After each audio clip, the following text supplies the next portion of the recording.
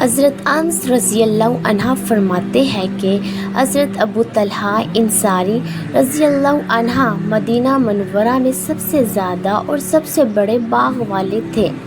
ان کا ایک باغ تھا جس کا نام برحا تھا۔ وہ ان کو بہت ہی زیادہ محبوب تھا۔ مسجد نبوی کے قریب تھا۔ پانی بھی اس میں نہایت شیریں اور افراطہ سے تھا۔ حضور صلی اللہ علیہ وآلہ وسلم بھی اکثر اس باغ میں تشریف لے جاتے اور اس کا پانی نوش فرماتے۔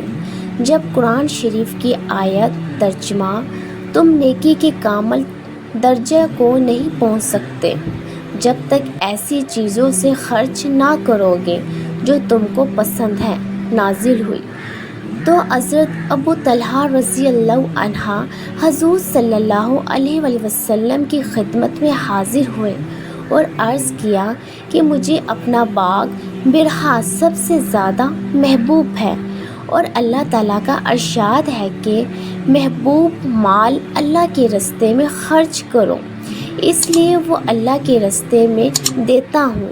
آپ جیسا مناسب سمجھیے اس کے معاف اس کو خرچ فرما دیں۔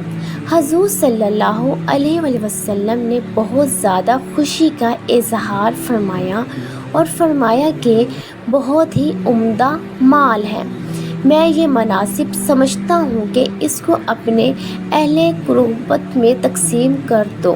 حضرت ابو طلحہ رضی اللہ عنہ نے اس کو اپنے رشتہ داروں میں تقسیم فرما دیا۔